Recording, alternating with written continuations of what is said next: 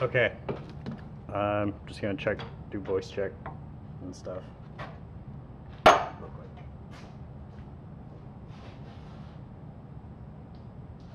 Okay. Just gonna check voice check. All right, I think it's good. So this is a video to show people, but specifically Cody from Noble Otter, how to turn acrylic brush handles, because he would like to learn how to do that. And so I'm only going to be using the tools that he has. And so I normally use different tools. So it's going to be a learning process for everybody. So to start with, this part of the lathe that we'll be working on is called the headstock, and it turns towards you, if that's not obvious. On this axis, your fingers curl, turns towards you this way. So your work item hits the tools over here, and the chips are coming off kind of to the top. So I'm going to start with by putting on the Nova chuck that you can see has a round spot where the brush goes in, where the brush blank goes in. And this part is purely just to flatten the top, because you can see the top of this blank is canted, and so if you were to drill the hole in it, the top wouldn't be flat like the bottom is flat, because it was in the bottom of the pill bottle. Now you could drill into this side, but when you put this into the chuck, if it's not flat on the bottom to bottom out, then it's going to sit in it kind of wonky. So I like both ends to be flat when I work on it, and then you can actually pick which end you're going to do. But the first thing I do with all of them is I put it in and flatten it. So the way this thing works, it has a T key, and so you push it till it's flat on the bottom and turn the key to the left till it's tight. And then when you turn the lathe on, and you want to start it at the lowest speed, always do the drilling on the lowest speed. You can see it's you don't hear any like clattering as the guy's turning, and that's because it's sitting flat on the bottom. So the only uneven part is out here, which you can hear it now. So now this lathe is fully variable speed, but the Harbor Freight lathe has 5 settings, and so I'm going to tell you which of the settings to use for each part of the process. So actually, before we do the drilling, we want to do the face, clean the face of the thing off, and that's honestly done, the faster the better. So I would start on either the 3rd or the 4th setting, just so it's not too crazy, because when it goes all the way up, it's like really crazy. And I'm actually going to move the camera for the first time since I mounted it, so you can actually see what I'm doing when I work on the face, which is what the face is what you call when you're working on any kind of item like that. All right, this is a very, very ghetto camera stand. It's made of 2x4s and clamps.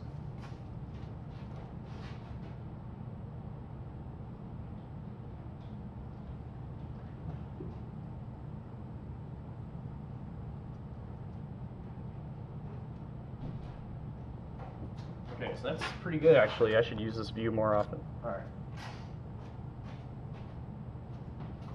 And so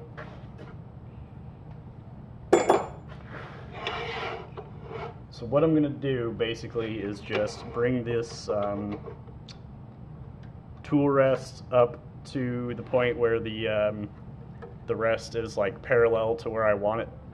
You know, it's perpendicular to the turning axis basically. And I want to set it at a height such that so if this is the center line vertically, like if this is the center point and this is the center line, and we want to be cutting as close to the center line as possible with the carbide tools. If you go too high, it will be not aggressive enough, and if you go too low, it'll be too aggressive and it'll chip this thing. And so right at the center is where they like to be. So you can draw with this, or you can draw with the tool and just like drag it across and see, like, okay, yeah, it's cutting right across the center line, and so that'll be the perfect place where if we level this guy off, yeah, we want to level the whole face, but the middle part's going to get drilled out. So if the middle part's not level, it's not that big of a deal, but it's good to do it so the drill bit can go in easily. Let's see. So for this part, you want to have this tool flat, like parallel to the ground, with the flat part of this on the rest. And when you're working on the end like this, I like to cut from the outside in as much as possible, because if you're cutting from the inside out, that is going to be it puts more torque on this guy as it's spinning, because it has a tendency to want to go outwards. And so if you're pushing it outwards, it's positive, basically a positive feedback loop of torque, and it's more likely to come loose. It shouldn't come loose at this stage, but when you're working on the bottom of the brush later, it will happen, or I mean, it probably will happen if you are not careful. So it's a good habit to get into, to cut from the outside in. And with the carbide tools, they're very, very sharp, and you're basically letting the speed of this thing do the cutting, not using a lot of pressure. So you just want to touch it really as lightly as possible, particularly when since it's not even yet, only part of it is going to be making contact at a time. And so if you push in too much, it's going to take a much bigger chunk off this outside part. So I'll show you kind of at a low speed what the action looks like. And again, you want to, when you're working on the bottom, I always like to go as high as you're comfortable.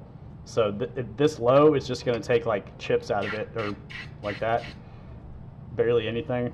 But you can see, like,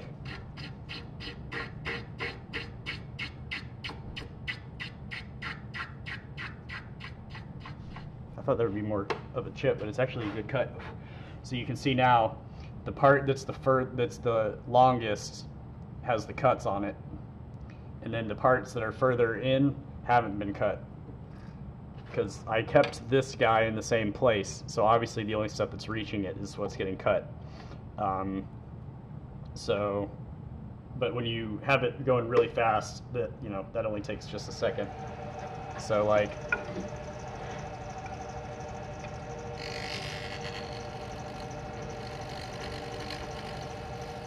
there's pretty much the whole thing done in one cut right there. Oh no, not quite actually. You can see where it's shiny is where it hasn't cut. So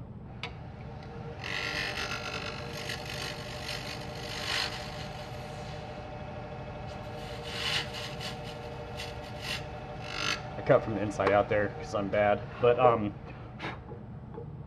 yeah, so there it is now. Now the whole thing has been cut, and it's flat. Now you'll notice when you do it though, especially if you're at a lower speed, that there'll be a bunch of lines on the outside, and this is what's going to end up being the lip of your knot cup, and this is really hard to sand once you're going the other way. So if what you want to do is get a finishing cut with the round tool. So you do one like really nice and smooth with no stopping cut all the way across, and that gets rid of most of the lines. And then once we drill the hole, honestly, I think it's a good practice to go ahead and sand this face up to your 400 or 600, to the point where it doesn't really need that much more. You could go all the way up, to your micro mesh, but that way, when we flip it around, it's really, really hard to get in there and sand this effectively. So it's good to take the opportunity to do it while you can. So let me just double check how we're doing on the stream.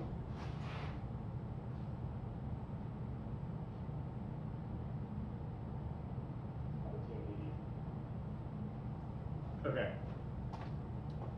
So now we're going to do the drill the knot hole, and you have these sticks that you use to get this guy screws on, but on the tailstock it doesn't have a screw, so everything will go in with pressure. And so you use the sticks, you like shove them in and push it out, and so that's when you hear me do that. That's what I'm doing. So So this is the screw chuck, also called a Jacob's chuck, and or not a screw chuck. It's a drill chuck or a Jacob's chuck. That's right. And it's Morse taper too. And so you're going to stick that in the tailstock and have the tailstock all the way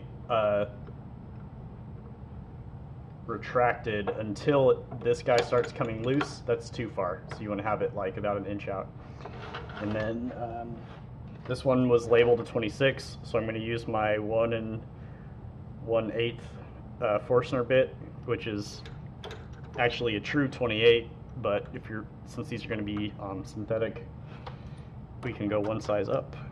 And you tighten it down there, and then what I like to do is slide the tailstock up until you hit the center point of the drill bit against the piece, so you can make sure this piece is in here straight. And you're going to tighten it down, and then back it up such that when you start the lathe going, it's not going to get caught on it and chip it or something to start with. And then make sure this guy is well out of the way. And then we're going to do this one on the lowest speed of the lathe, which for your lathe should be 600 RPM. So pretend like I got a splinter from something. Damn it, this sucks, I quit. Okay, so pretend I change the speed to 600 RPM, and I'll actually do it. Which is what 600 RPM and a half looks like. Okay. Alumilite is pretty resilient when it comes to drilling speed, but if you go too hot, it can actually like ignite in smoke and stuff and melt, and it ruins the drill bits with the heat. So just play it safe. So I'm gonna just like slowly screw this guy in, and I hold it steady here because I've had drill bits get like ripped out a few times and it's really dangerous. So just while you're doing this, like go slow and kind of gently pull the refuse out of the way. And I'm not using suction right now, so you can hear me talk, but this would be getting all like sucked up if I was using proper suction. And since these are synthetics, I'm going to drill them to 12 millimeters, and I know about what that looks like. So if I can stop about here, and when you're ready to retract the thing, it's good to like back it out and then undo the thing, pull it away. I'm not using perfect terminology here, and I have this little ruler that I use for checking depths. So I put it in, and it's about 13, so that's fine, not a big problem. And whoever's setting a knot can kind of deal with that. And then you can just take this guy off if you have to use the stick. That's fine. And we're done with that for a while. I'm not going to mess with coins during this one. I'll do that in another video to show you how to do the coins. And then so what you can do now is, still on 600, you can sand a little bit. So I've got the 150 paper with some water. I'll just sand the face of this to get the tool marks off. Then you can do the 220.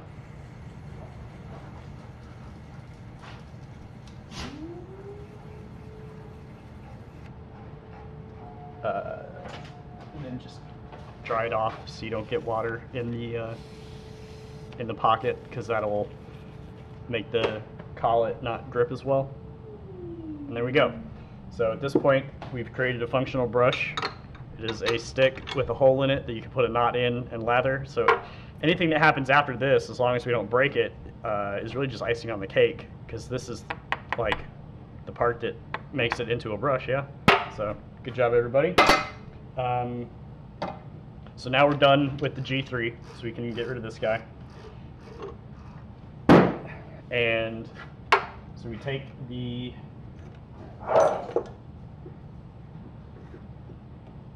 this is the 1 1/8 inch collet, and it has a screw bit thingy, an Allen socket on this side that when you tighten it, brings this the brass guy tighter in and pushes the aluminum pedals out so it grips from the inside.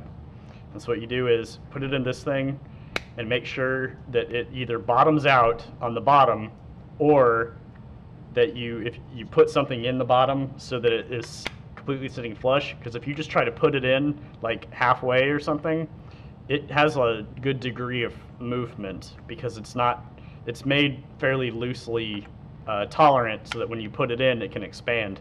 So don't count on it staying where you put it if you're not putting it flat against something. That's just my opinion.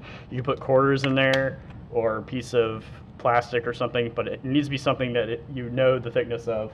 Like, I use these acrylic pieces because I know they're always exactly an eighth of an inch. For example, if I need an 1/8 inch riser, or this one is always an 1/8 here. So, but this one, I ground down the little wing, I don't know what the hell you call this thing, the rim on this collet. They normally arrive like much larger, and the problem is that it keeps you from getting in and sanding this, so I just ground it down on the lathe while it was spinning. And so you take the Allen key they give you, and just while you're pushing it in and holding it, so that while you tighten it, it doesn't move. And you,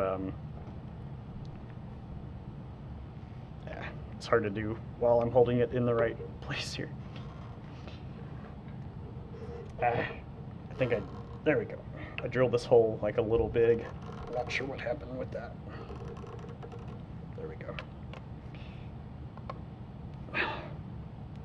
And you want to go until like it's really hard to go. You're probably not going to break it. These things only expand by a few thousandths of an inch, so it's, if that, might even be 10,000ths. And so now this guy's put together. So you're going to take the little machine shop collet, put them together, and shove it in. And then this on its own, I could still remove if I wanted to. So it's important to tighten it down. And so I take the live center, 60-degree cone live center, and bring it up to here, tighten down the tailstock, and then drive this guy in, and you'll watch the blank move that way as the collet goes into the headstock. And the point that I go to is, if it's not visibly moving anymore, I try to grab it and see if I can twist it, because if I can twist it, it's going to come loose later and it's going to come off. So, I mean, once it's on here tight, we don't want it to come off until we're totally done with the thing, because if it gets loose, it's going to start spinning out around, and any cuts that you do won't matter. Any sanding that you do, it won't matter. It's just going to be ruined until you tighten it down again. So we have this hole here, and we have the rod here, and that's what's keeping it on the turning axis the entire time. And so once we remove this guy from the bottom, it's not a big deal. We have the hole, so we can go back in and tighten it down again. But if we take this guy off, or if once we work on the bottom, then it's kind of like, all right, you don't want it to come loose anymore, because we've lost our, like, this guy is holding it on there no matter what. Like, you're not going to get it to fly off the whole thing without a lot of frickin' force. So anyway, so we'll bring this guy up. Now I'm going to switch the camera to directly overhead until we work on the bottom.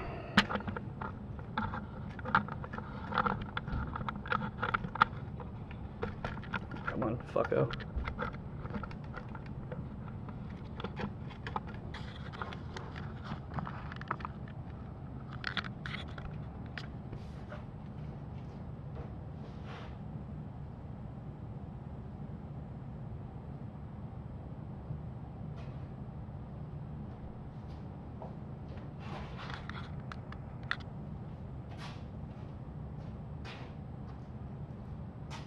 Okay.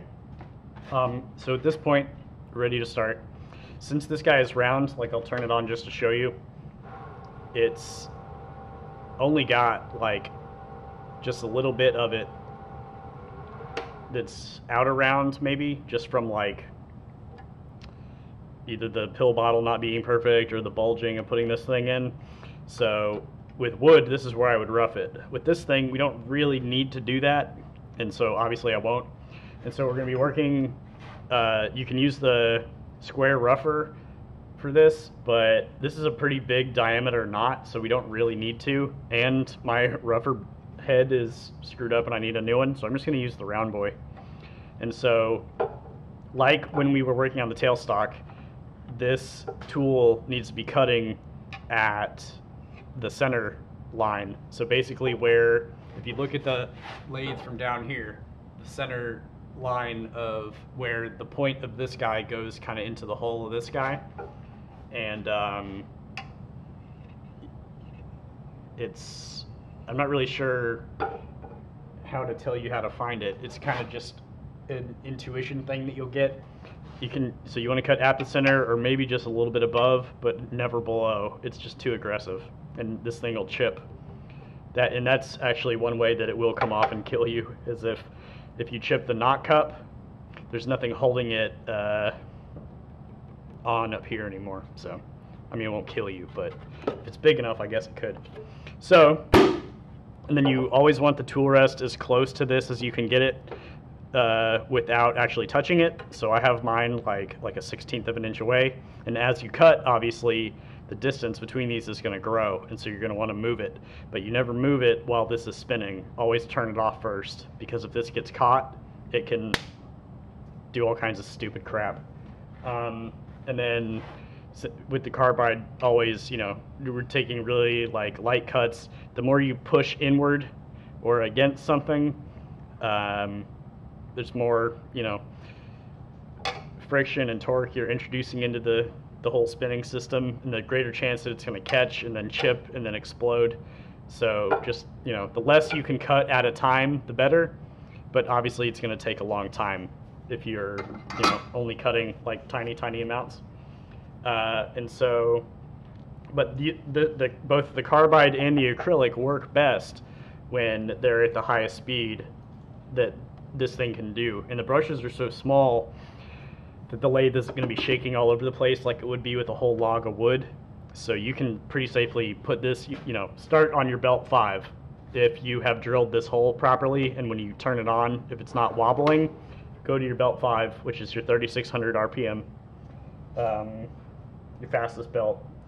And basically what I'm going to do is just bring this guy down to the thickness that I want it to be with the round tool, and then I'll start doing the detailing. So the bottom is a little thinner than the top because the pill bottles are actually slightly tapered to keep things from getting stuck in them. And so I'm just going to start at the top, and just, you see the line of where I'm cutting, and just I'm very lightly pushing in, barely any, and then just moving it to the right.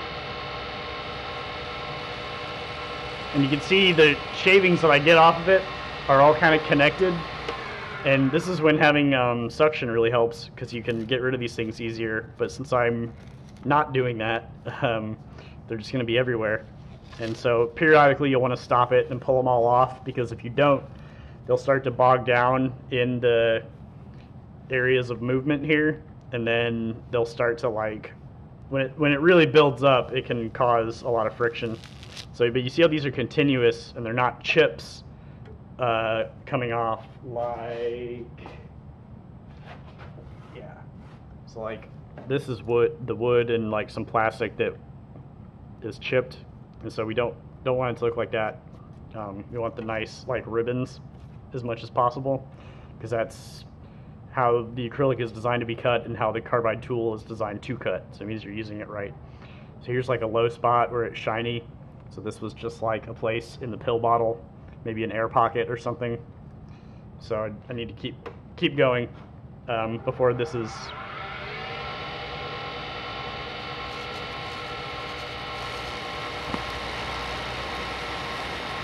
Yeah, so you see that all building up right there at the headstock.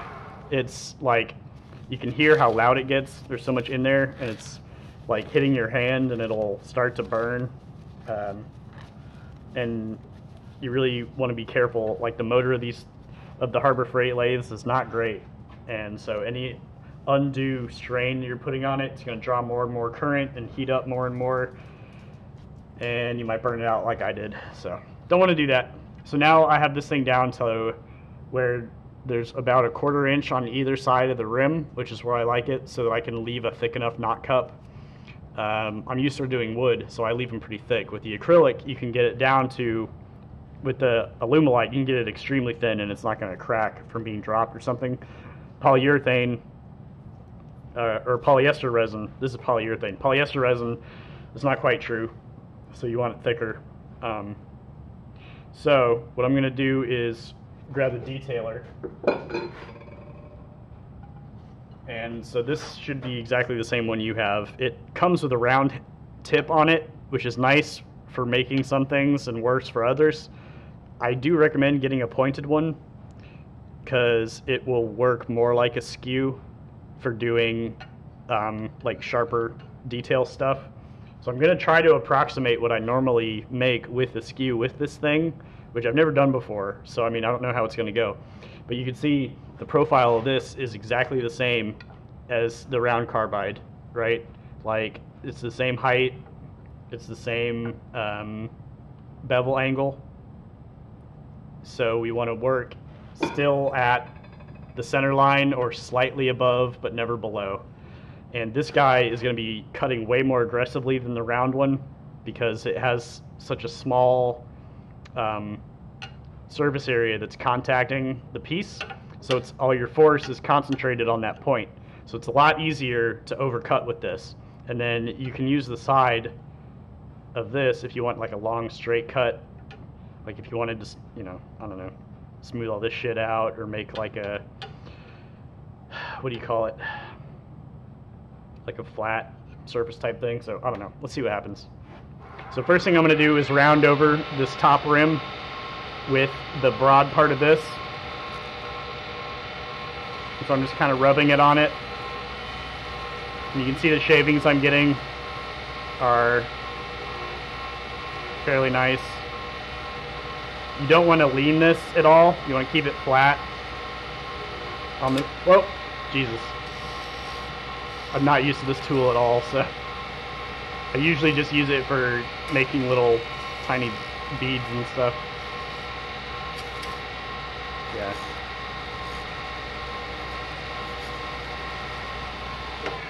Let's see how that looks.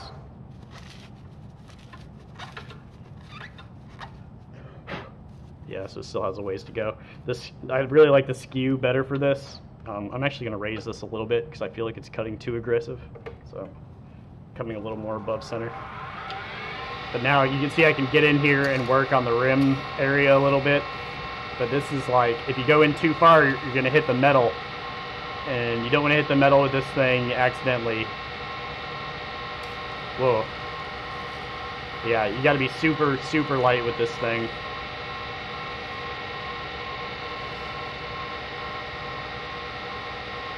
But yeah, I mean, this is just one way to do it. And I'm just kind of like doing the brush design that I normally do. So one thing I'm doing is I'm mostly not working my hands a lot. I'm kind of moving my body and hips to get the continuous cuts, because just with your hands you're more likely to shake. And so if you kind of anchor this thing to your body and then move your body, you can get more fluid motions. That's true. I mean, that's true in all woodworking stuff, not just brushes. And I mean, that's not terrible, I guess. Okay, so I'm going to go ahead and define where my knot cup area is going to end. And then I'm just kind of pushing down into this hole I'm making. I'm going to keep this area clear so I can see what I'm doing. I don't switch hands a lot, so I'm going to try to work this whole thing right-handed, but I don't know how well that's going to work. But yeah, the edges that are here, I'm just using the tip to kind of round over.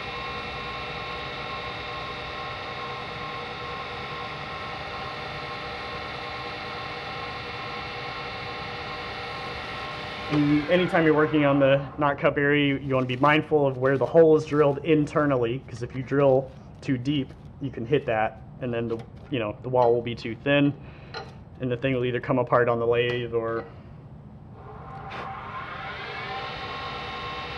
if it's dropped potentially.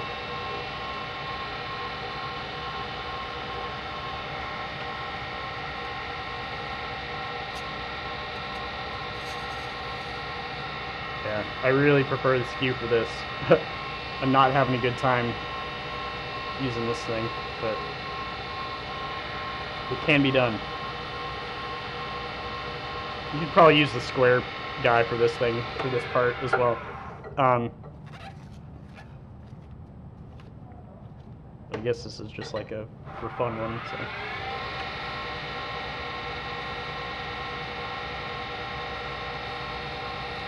And just like we did on the base, anytime you're kind of done with an area, you do want to go over it one last time with like a nice long continuous cut to smooth out any of the marks as much as you can to save yourself effort sanding, because this stuff does take quite a long time to sand effectively.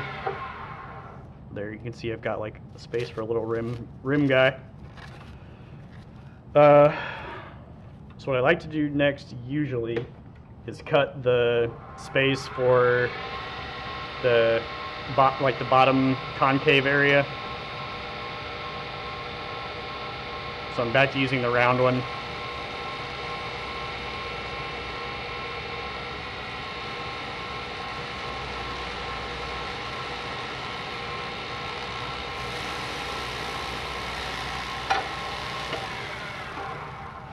Completely covered in this shit. Without the vacuum, it really sucks. Okay. And I'm just gonna, I don't know. I mean, all this is just however you want to make your stuff look like. So, I'm trying to approximate what I normally do, but it's difficult not using the same tools more than I thought it would be.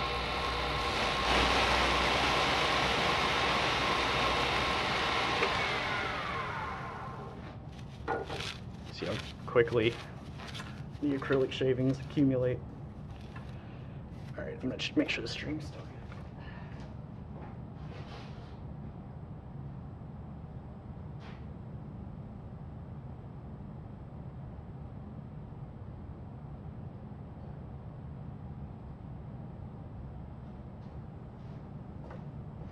Okay, so now I'm going to start thinking about how the bottom of this thing is going to be. If we're doing coins, the bottom can be kind of messy at this stage because we're drilling a hole in it eventually. So I'm just going to kind of like round it over a bit. I usually use a skew for this, but you can use any of the carbide shit.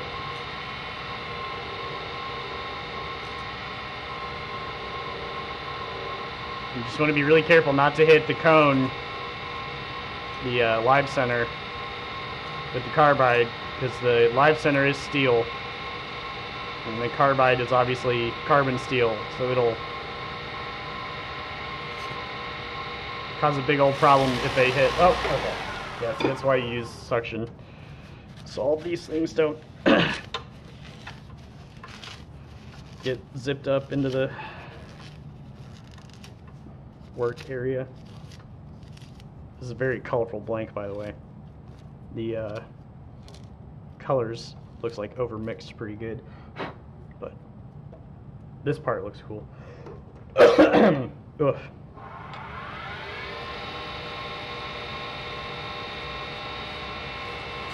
Yeah, here I'm just doing lots of like rounding over corners and then digging in this area. And if you notice you're having to push really hard to get any of these tools to cut, it's because they're dull.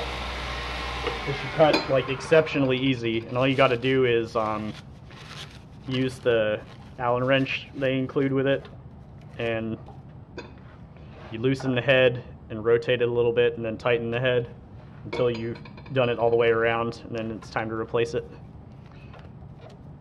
You can sharpen them, but it honestly is never really as good as when they're new. So.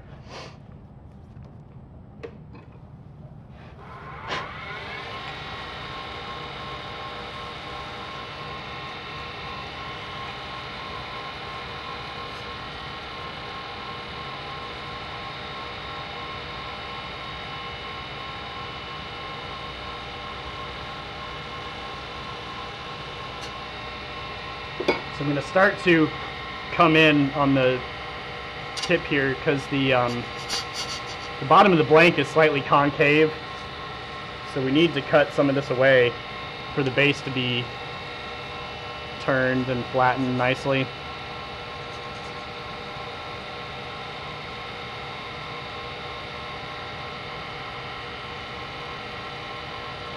Yeah. Another time when having a pointed one instead of a rounded one would be more useful. We're just using a skew like God intended. Let's see here.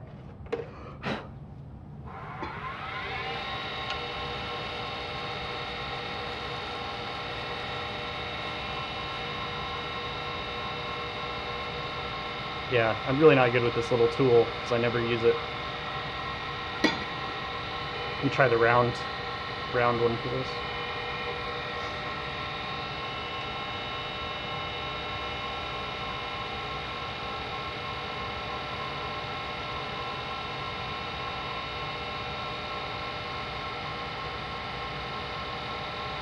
Yeah, at this stage, you want the thing you're working on to be pretty smooth to the touch all over, like very little ridges or anything in it. All that will sand out, but man, it will take a long time to do compared to just doing a nice cut on it in the first place.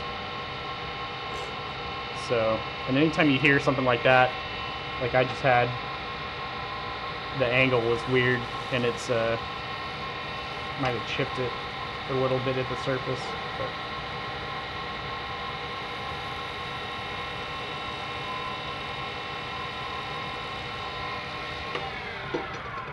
And you just want to be mindful with the carbide tools. Like, I have this guy going in decently deep, but the further in it goes, the more of the tool that's touching it at once, it's a greater surface area contact. But they're, each of the places is moving at a different surface speed as they cut across it, and so you can get chips and stuff if you have too much of this touching it at the same time. So it's better to have a little bit touching it and kind of move it through the area you want it to go instead of just jamming it in there. So I'm going to round the lip over on this and then use the detail tool for the other side.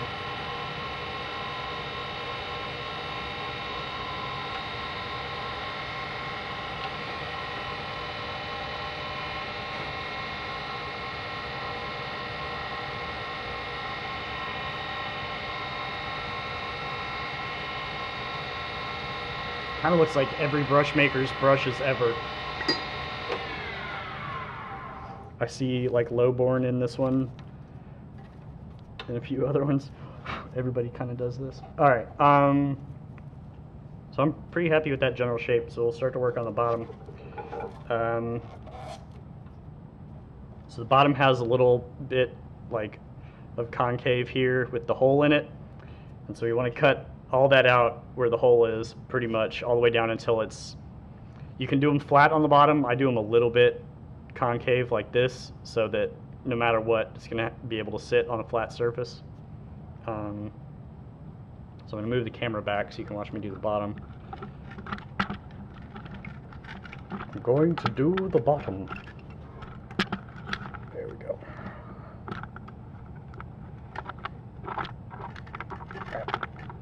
Come on, there we go.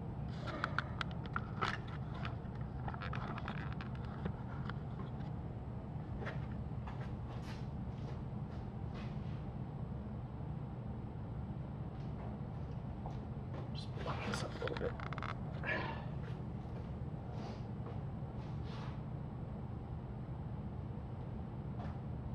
Okay, so at this point I'm going to go ahead and take away the tailstock. And this is really the suckiest part of the whole thing, because if you do this wrong, it can break or come off and it just won't be right. So you got to get pretty good with this thing before you mess around with the bottom too much. Like, you could just stop right now and honestly most people would not notice. They'd be like, oh yeah, it has a hole in the bottom, but I would never do that. So bring the tool rest up and verify that we're cutting on the center line, which I am. And you should still do this on pretty high speed. I'd just leave it where it is because I'm pretty used to this. And I'm just shaping the bottom and bringing the curve that I couldn't reach around to here, but like as subtly as possible, honestly, like barely touching it. You can see the little fuzzies coming off. So I'm barely doing anything. And then in here, start from the outside, gently push in until that hole in the center is gone. And if we were doing coins, this is where you would drill. Before I do this, you just drill into the bottom here and then round off whatever is left that isn't part of the coin hole.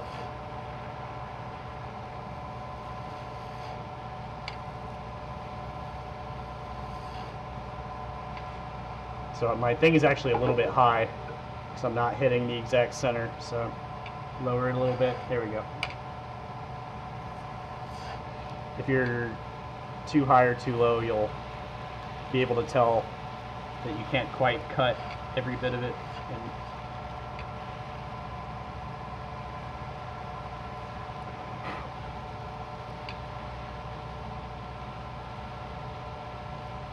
And the more concave this bottom part is, the harder it's going to be to sand and buff. So I like mine to be on the flatter side of concave, less extreme.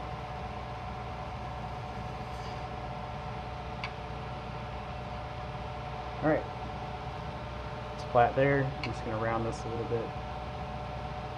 You never want this thing extending out too far because it makes it harder to support it properly. They say not to go further than this, but honestly that's way too far for what we're doing here. So there, it's not terrible. Okay, so now I can put all the turning tools away here. Done with this shit, this little shit.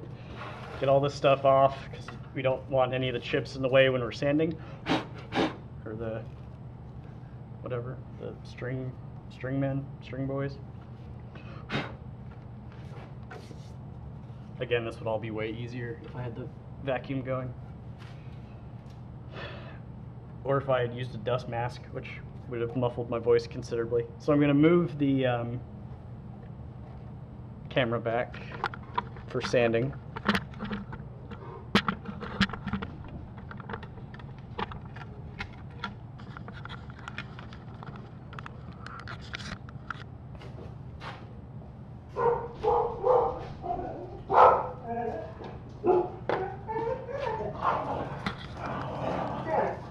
You guys quite on set, huh?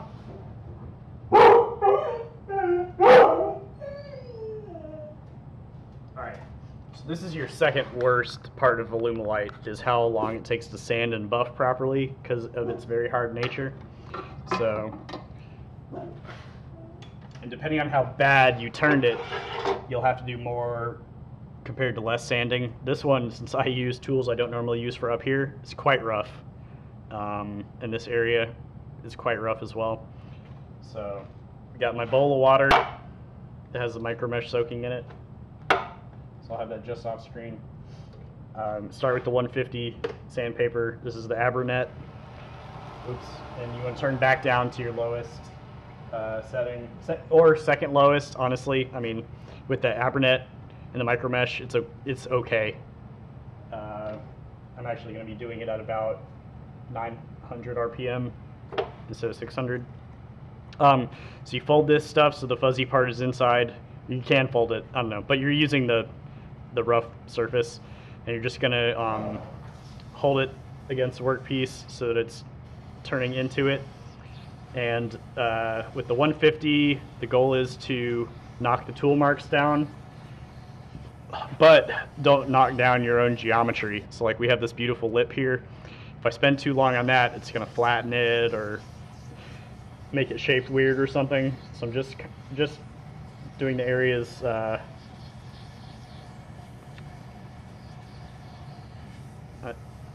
paying more attention to the larger areas with this low grit stuff, and then we can focus more on those on the other part. I kind of like fold it over my finger to get the concave area here, and then up here use the corner of it to get into the ridge, which is an area that like is it's honestly the hardest part to sand and buff, and if it weren't for the stupid ridges, these things would take probably half the time. But yeah, it's pretty I can feel that it's not super well cut up here. My hands are covered in rust. And since I already sanded the very lip part up here, I'm not going to mess with that, because the metal in there will mess up your sandpaper and it won't last as long. So let's do this a little bit here. Okay, so that's the 150. And then this is the 220.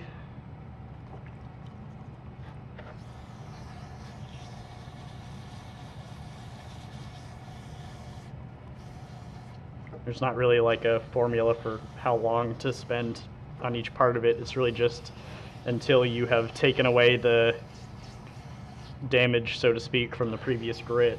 And I kind of have a pretty good idea of that after how long I've done this. But you can kind of, you know, if it wasn't covered in water, you could stop it and look at it and compare the difference and how the scratches look, you know. But it's not really rocket science, it's just sanding, so.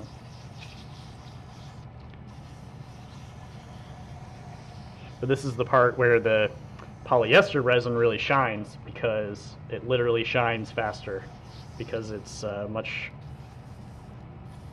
less hard. Or I think that's the property of it that makes it easier to sand. I don't know. At any rate, it sands and buffs way easier.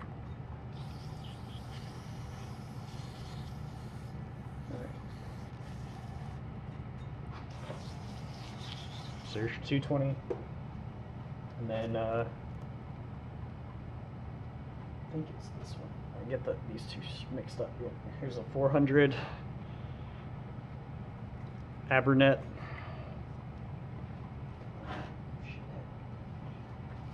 Since I didn't have the vacuum going, there's like little acrylic scraps all over the place, including in my water bowl, and it's obviously not ideal. The water and the little shavings makes them stick to your fingers. So, but yeah, with this, like, I don't know, a lot of people that do wood turning, and especially a lot of people that make brushes, don't spend enough time on the finishing, you know? Like, they'll focus too much on getting the pretty colors for the blank and the shape and everything, but that, at least, I don't know, the first thing I notice when I'm holding a brush, at least, is like, or the thing I look to see if the person knows what they're doing, I guess, is like how well it's finished. And because anything that you, I don't know, any part of this that you skip is honestly just it's kind of being lazy. You can't really rush it if you want it to look as good as it can, because the material is very nice. This is a 600 now, which is the last Abernet. But yeah, I'm just getting preachy because the sanding part is so boring. there's not much to explain with it. Like, you'll find sanding techniques that work better for you. There's really not like a right and wrong way to do it, except don't do it on full speed because it will clog the abranet, or just take the abrasive part right off. And I know brush people who you can tell that they sand too much or too fast when you look at the brushes, because they'll have lots of the scratches going this direction that aren't getting knocked down. So I'm not trying to like disparage other people's work. I'm just saying, like, if you care about doing things the right way, that's what I'm trying to teach, is doing it the right. I don't do everything the right way, but I don't want to pass on my bad habits to you. I'll let you develop your own bad habits. Okay, so that's the abranet. So I'm going to grab sandpaper real quick.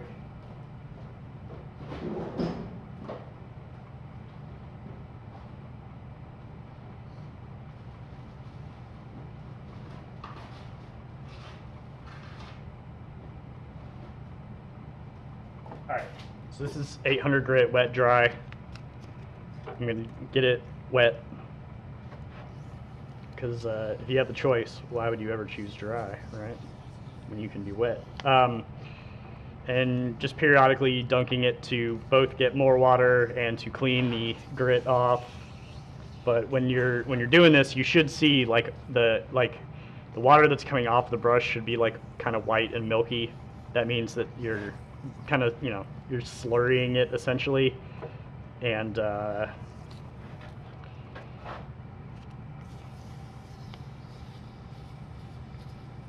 admittedly, I'm not finishing this brush as well as I would one of mine, because for the purposes of instruction, and like this blank is one of the first ones he ever made, or I guess you ever made if you're watching this, Cody, and no offense, but it didn't turn out maybe exactly as you imagined. So I don't know if you're gonna sell it or what, but you can always finish it more if you want to. I'm just making sure this part is still pretty round. It got a little cornery on this side. All right. So now last grit of sandpaper I do is 1200, which looks like this, and this is really just it's not super necessary, but it gives you a nice stepping stone between the abranet and the micro mesh. If you just go straight into the micro mesh,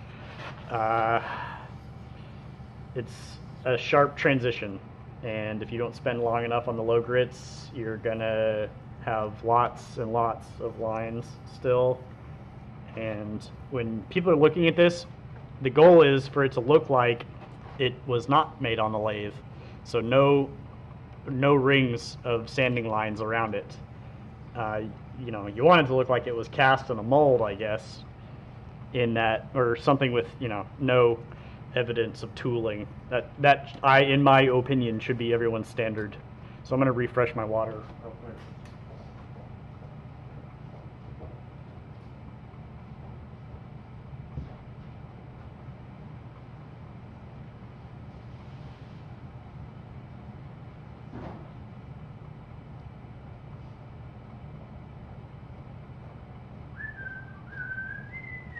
All right. So the first micro mesh grit is the rust colored one, which I think is 1200 or 1300. And what you're doing with this, you got to keep it wet at all times, and you're just holding it against your thing here, your workpiece. Not super hard. You're letting the spinning really do the bulk of the work here, and you should see it, you know, kind of build up the slurry there. It means it's working. I don't know what to say. This is the one on acrylic, at least, that you should spend the most time on, because you're jumping from those sandpaper grits up to the micro mesh grits, which end at 12,000. So it's quite it's a big jump in between some of these paper guys, or foam pad guys. And anywhere that you have coves like this, you're gonna have to spend an inordinate amount of time on, kind of find a way to get it up in there. Yeah, I'm not super concerned about it. Next is the green one, which I think is... Here, wait, I have the thing here.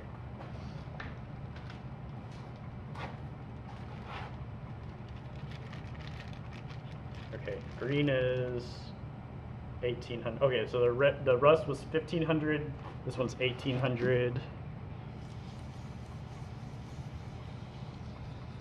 So, I mean, you know, for these you could still be using paper, but honestly this stuff, I'm trying to think of why. I don't know why. It does a better job. I mean, I think because the things are just more durable, like they last longer. I don't know if it's the foam or the, whatever the abrasive material is actually made of, but yeah, I mean,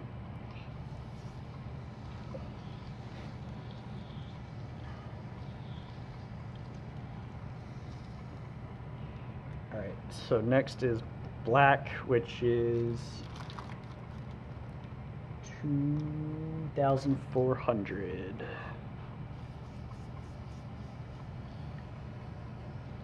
And these guys, you know, like they don't last forever, but they'll last, I don't know, 5 or 10 brushes, maybe. I don't make a lot of acrylic brushes, so I'm not really sure. Like, I mostly use it on CA glue, which is much less punishing than the Alumilite is on them. So like, but if you're up in here constantly messing with the rim, they'll wear out sooner. Alright, next is the tan one, which is 3,200. You gotta be careful not to mix up the gray and the tan, because they are different. You don't want to end with the tan one, because then you're ending at 3,200 instead of 12,000. And the wine colored one is 3,600.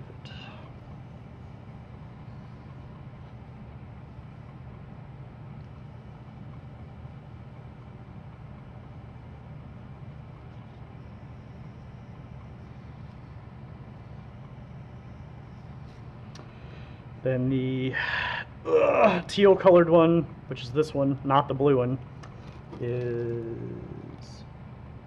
4,000.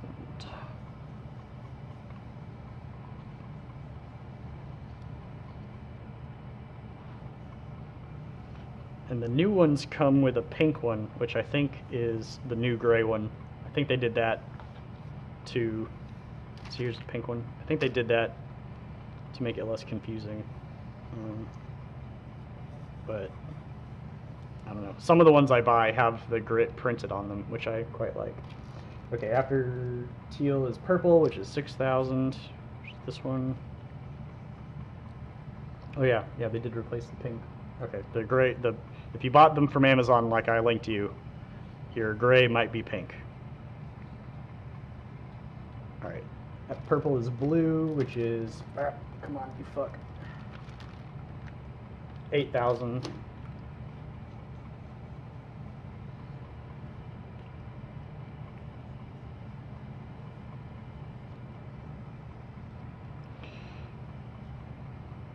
And this thing, it feels so smooth, like it feels like it's barely doing anything, but it does make a big difference. And then the gray, 12,000, or pink, if you're using that one. All right. So I'm gonna grab some paper towels and dry all this shit off.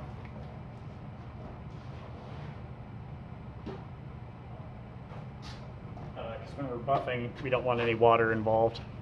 So just dry it off really good. Lathe bed.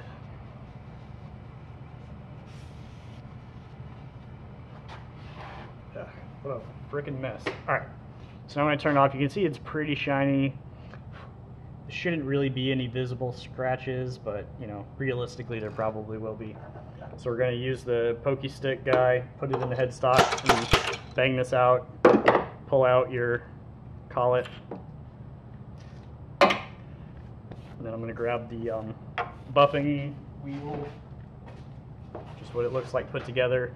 So you have the more like yellow one on the left that gets the compound, and you have the white fuzzy one on the right, which gets no compound. Make sure I got it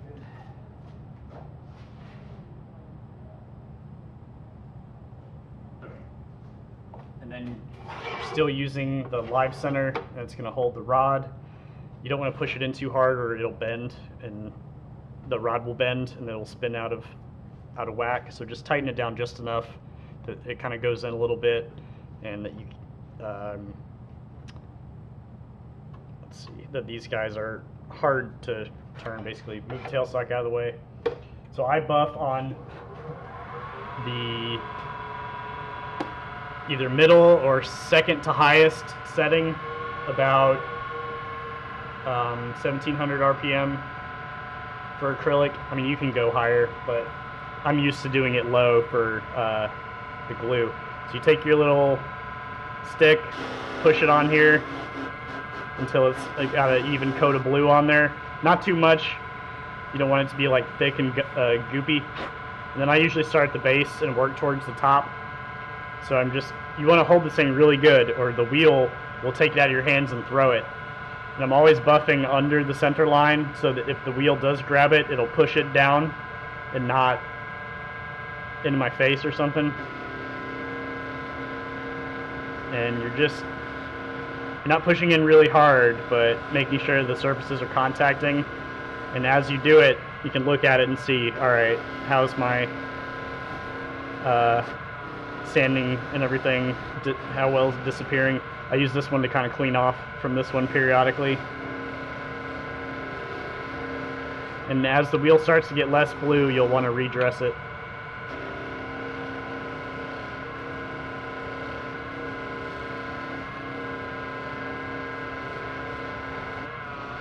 The bottom is really the easiest part to do if you did a good job with the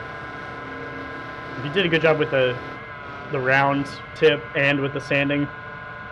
I did not do a great job at the very, very center of this one, but you know, it buffs away, so you can see there. That's the bottom, about pretty much, yeah, I'd call that done. So now I'll do this rim around here. I'm trying to give equal attention to all the parts of this, and then periodically check it and see up close if there's any visible scratching. It's just areas you didn't sand enough. So, and anywhere where it's darker, it's going to show up more. Like on the white, you can barely see it, but on the black or this dark blue, it's very evident. But this one, honestly, not a problem. So I'm going to do, I'll just keep going down it. Yeah, just want to have a really, really firm grip on these things, like not against the wheel, but in your hands. Even a couple days ago, I had a completely finished wooden one get flung across the workshop because I wasn't holding onto it right. So.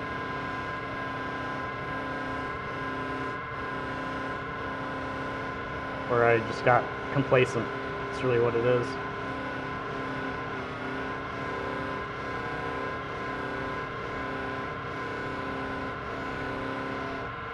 Anywhere like this area here and this area here where we have the coves is going to be the hardest place to buff. It's the hardest place to sand as well. So you'll spend a lot of time there.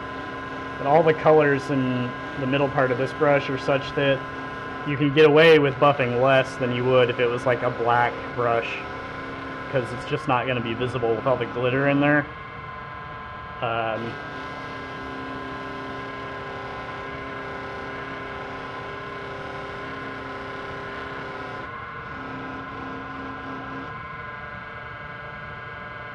That's pretty good. I'm pretty happy with that.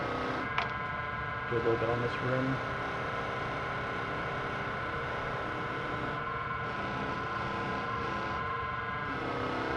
So I'm going to do, this is my least favorite part, in the corner in here.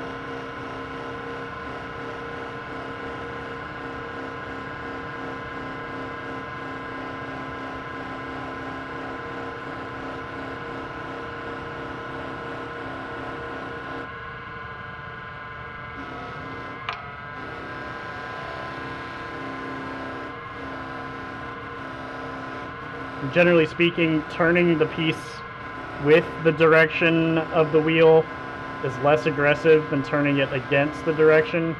So I usually do kind of a combination of both. I don't know. I mean, at the end of the day, you're just going to have to buff it for a long time. So anything that you do is kind of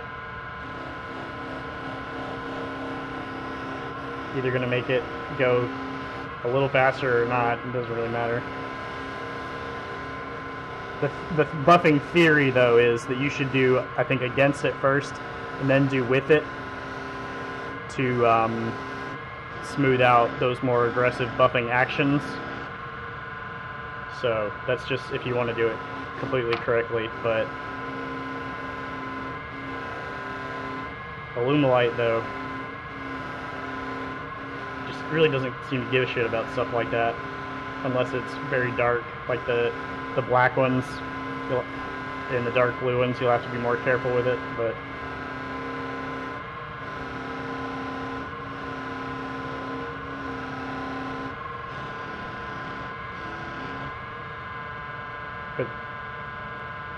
I don't know if it was just because I was talking through it or what, but I did a way better job on sanding this one than I normally do. Like, I usually have to buff these for longer, but this one's ready. So that's nice. I really don't like spending too long in the buffing. Okay, so at this point we can take off the collet with the Allen wrench. And if it's stuck in there, you can just tap it on the tip of it and it'll loosen it up like that. And because it'll fill up with sawdust and stuff, so. And now I'm just going to do buff the rim, give it the old rim job.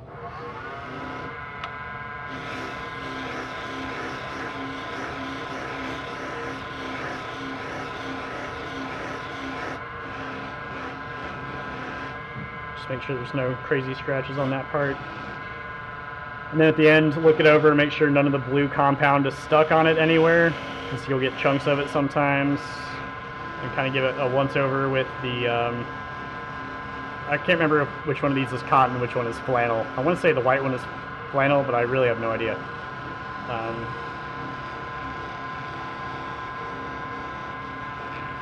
Yeah, there you have it. That's it right there. You really shouldn't be able to see any defects or anything on the stream. And for me in person, it looks about the same. Like, there's really not a lot on this, which is nice. The bottom of this is cool as shit. If the whole brush looked like this, I would love it. But unfortunately, it looks like the red got poured in too fast, maybe. And so it all kind of went toward the outside. Like if you look in the middle, or I don't know. Something happened that pushed the red out. So even if this was just the white and the blue, it'd be better. I don't know. I mean, this is like one of his first ones, so it is what it is. That part in here where you see that white is this white from here. It looks like it's just not sanded, but honestly it is. It's like that interior white core part.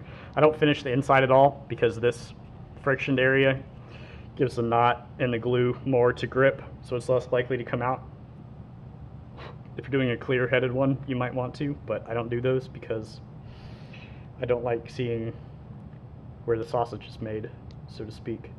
So that's it. That's how you turn and finish a Illumilite brush handle. For polyester resin PR, you would do the same thing, except it would take half the time, and you would have paid a quarter as much for the material, but it would be more fragile and 10 times as likely to blow up in your face. So that's, and 75% heavier, so that's the trade-off. But this is actually really nice. I don't think it's not sellable or anything. It's just you need a very eccentric color enthusiast. But yeah, good job, Cody. I hope this is useful. And now you just start over and you do another one.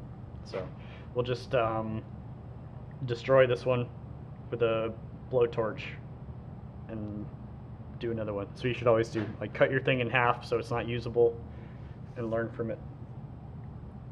But alright, yep, thanks for watching. I'm gonna stop the stream and then start a new stream to make sure I don't go over the time limit on this one so that it gets archived.